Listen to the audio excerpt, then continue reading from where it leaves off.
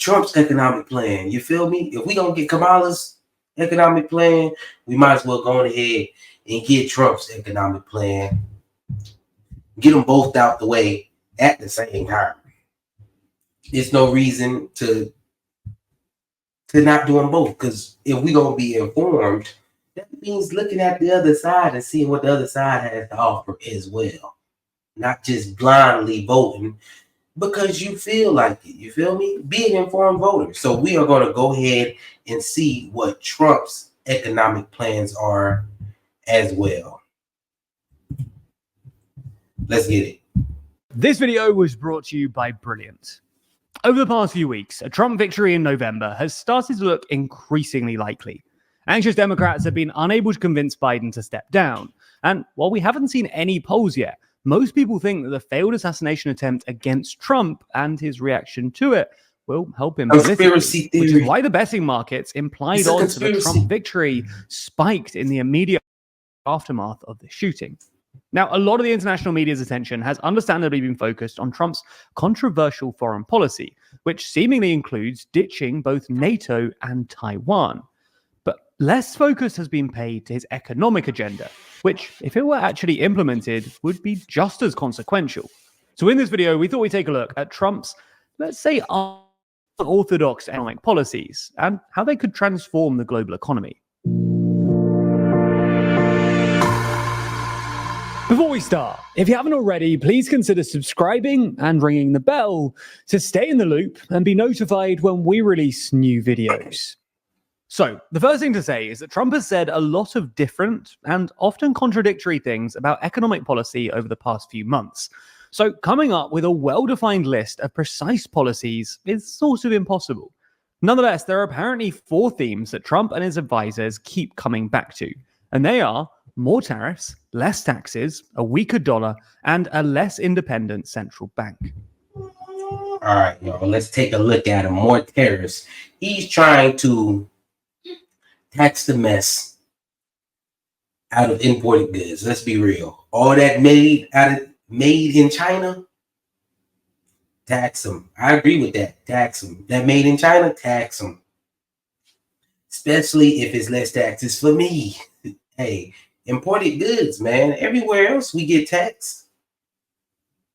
If they were to buy American goods, they would be getting taxed out the hoo-ha everywhere else in the world. So why only in America do we feel like we can't tax people? Do we have less taxes? That's for the people. You feel me? Less taxes for us. I'm all for that. I'm all for that. That's cool. The weaker dollar, I don't too much understand. I'll have to look more into that. And then the less independent central bank. Basically, y'all, the bank is over here. The government is over here. Trump wants the government to have more control over the bank. He just doesn't want it to be its own independent central bank, basically. But let's go ahead and get right into this thing. Let's start with number 1, though, more tariffs. Now, Trump was obviously pretty keen on tariffs in his first term because he thinks they help to protect American manufacturers and reduce America's bilateral trade deficits. However, the tariffs that Trump is proposing this time round would be completely unprecedented. Most notably, Trump has proposed a flat tariff on all Chinese imports. The precise rate for this tariff is unclear. The Washington Post originally reported that it was going to be 60%, but Trump has denied it twice. Once in a Bloomberg interview when he said he was only considering a 50% tax, and once on Fox News where he said, quote, "No, I would say maybe it's going to be more than 60%.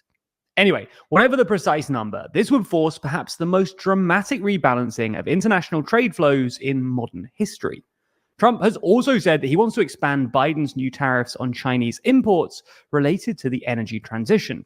For instance, he wants to double the current tariff rate on Chinese EVs from 100% to 200%. On top of that, Trump has also endorsed a 10% tariff on literally all imports, including from countries we might consider to be American allies, like the EU. On top of this, Trump really isn't a fan of the EU. In that same Bloomberg interview, for instance, he claimed that, quote, "We love Scotland and Germany, but once you get past that, the EU treat us violently. And the European Union, nobody thinks like this. It's like China. Anyway, next up on his list is tax. All right, more tariffs. I seen something the other day when it came to the EV whole thing. So China, right? If American wants to do business in China, you basically have to partner with a Chinese company, which means they get all your knowledge, all your technology, and then once they have it, they boot you up out of there and they have it for themselves. So now they don't need you anymore. And now, because of, China, steel cheap, labor cheap, it's just the way they're set up. It's the way they're set up. That's that communist stuff they got going on over there. They make everything real cheap. So with those EV cars, what is it, BU?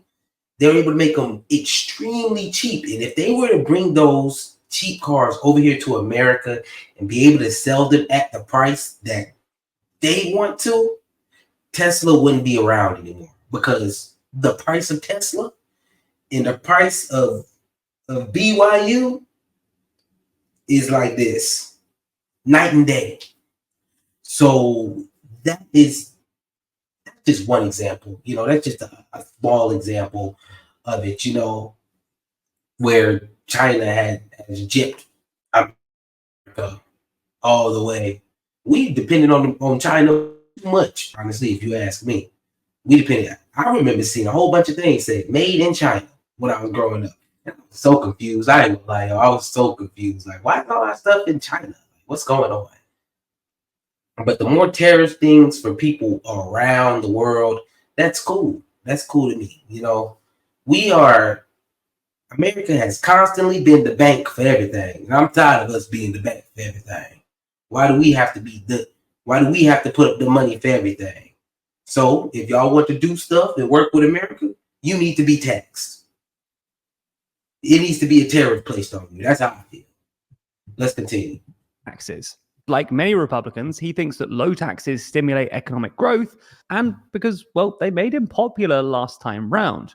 When it comes to specific policies, Trump has said that he wants to extend the 2017 Tax Cuts and Jobs Act, which is due to expire at the end of 2025, and has floated reducing the corporation tax rate to either 20 or 15%, having already cut it from 35% to 21% in 2017, where it's stayed ever since. In fact, in a meeting with congressional Republicans in mid-June, Trump even suggested combining his love for tariffs with his apathy towards taxes by scrapping income tax entirely and essentially replacing it with super high tariffs. Here, Trump has apparently been inspired by William McKinley, the president from 1897 to 1901, whom Trump references frequently in interviews. On Trump's reading of history, the 1897 Dingley Act, which raised the average duty of imports to above 50%, allowed McKinley to avoid implementing an income tax, which had been floated by free trade Democrats in the mid-1890s as a way to make up the potential decrease in tariff revenues. Leaving aside the question as to whether Trump's reading of history is actually accurate here, today it would almost definitely be impossible to do. In 2023, the total value of all American imports was about $3 trillion, while the total value of all income taxes was about $2 trillion. This means that Trump would need at least a 67% average tariff on all imports in order to replace income tax. But even this wouldn't work, because as the tariff rate rises, the value and quantity of imports would fall. The third policy that Trump seems to be pursuing: less taxes, y'all. I think this is crazy. Hey, if he get rid of the income taxes, I'm about to be the richest Steve in Atlanta for real, for real. But no, I don't see it. If he lowers income taxes, great for us all. But I just don't see all of our income tax getting taken away. It's no way. We're running at a deficit right now. So it would be a lot of jobs, government jobs lost. Let's get that real. A lot of government jobs lost. So those IRS people that they just hired, in the Biden administration, a lot of them gonna have to go. That might be good for the scammers I'll be good for all them scammers out there. But less taxes, let's be real. The people who are going to get less taxes, yes, the middle class, like all the tax brackets, they will probably go down. He's done it before. All the tax brackets will go down a little bit. But the people who are really going to be getting a lot of those tax cuts are businesses. And I'm not too upset with businesses getting tax cuts. And I'll tell y'all why. Because businesses are the reason that any of us have a job. Businesses create the jobs and they create the economy. So if you reward them for that, I just can't be too upset for it. Now, there needs to be some regulation. Yes, there needs to be some regulation. But you just can't let them wild out and do whatever they want to. But when it comes to less taxes, if we're all paying less, then it's a plus in my book. It's a plus in my book. Other than that, the middle class is going to have to accept paying more taxes. Either we want less taxes or we want more taxes. It just is what it is. We're going to have to copy the European system that they have put in place to afford a lot of the things that they have and a lot of the agendas that want to be pushed. We can't keep not having taxes or wanting less taxes and wanting the same things like universal health care and expecting not to pay taxes on that. It's just a whole bunch of stuff. But less taxes, always a mark in my book. That's why I'm trying personally. My next steps will be definitely getting a business in my pocket.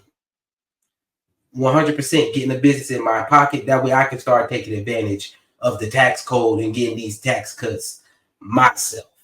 Let's just be real. Let's keep it running. Doing is a weaker dollar. For context, the US dollar is the world's reserve currency, which creates a lot of demand for dollars, which means that the dollar is stronger or more valuable than it would otherwise be. Until relatively recently, most politicians apparently agreed that this was a good thing for the US because it allows Americans to import more stuff and the American government to borrow more money. However, some commentators, especially Trumpist Republicans, have recently started arguing that a strong dollar makes American producers and exporters less competitive, thereby contributing to America's deindustrialization. Trump's allies, including newly appointed VP nominee J.D. Vance and longtime economic advisor Robert Lighthizer, have therefore started advocating for devaluation. How this would actually work in practice is unclear, given that the dollar is a freely traded reserve currency, which essentially rules out the usual means of devaluation, like capital controls or a managed exchange rate. Lighthizer has previously suggested striking a grand bargain with foreign governments, similar to the 1985 Plaza Accords. But the Plaza Accords was A, agreed with American allies in Japan and Europe, and B, only fleetingly effective, if at all. The only other obvious way to devalue it would be to dramatically lower interest rates. But as things stand, that's up to the Federal Reserve. And that takes us onto the last policy on the list, a less independent central bank. For context, America's central bank, the Federal Reserve, is operationally independent, which means the government can't tell it what to do. Today, most central banks are independent because most people think that politicians have a pro-inflationary bias. In other words, because rate hikes are unpopular, if you let politicians control monetary policy, they'll generally keep rates too low, which means more inflation.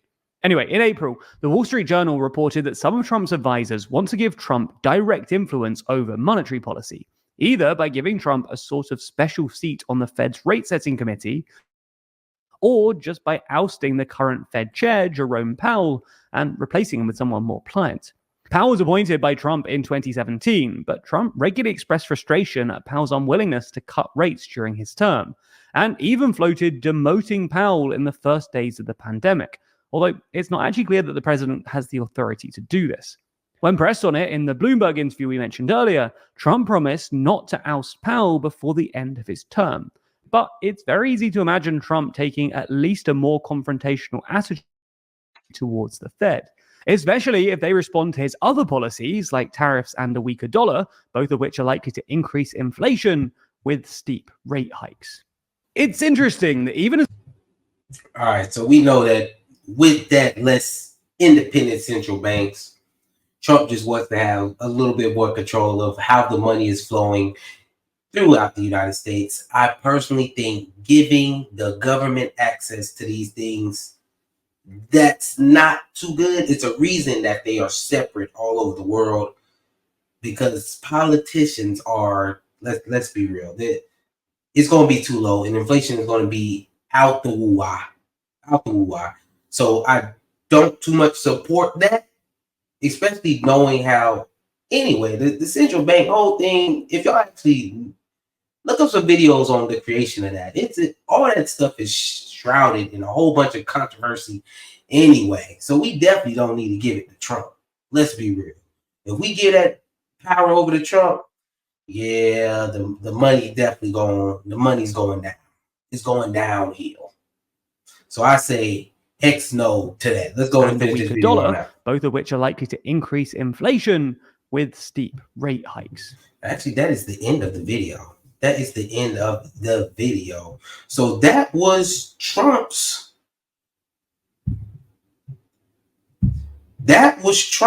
policies. We have more tariffs, which I feel like, that's 100%. I rock with that. Less money on taxes for us. You feel me? And plus, it's another revenue source for the government to tap into. We need more money at this point, y'all. Every single year, we're running out of deficit. The American government just needs more and more money to run. So they have to find someone to tax. And if you don't want it to be you better let it be somebody else, as in another country who's trying to do business in America. Less taxes for me and you. That's what I'm saying. Less taxes for me and you. And then the rest of his policies, we're just going to let those rock. I'm not too keen on them. Did a little bit of, interesting things, diving into the whole central bank situation. But other than that, I don't have a lot to ride for it.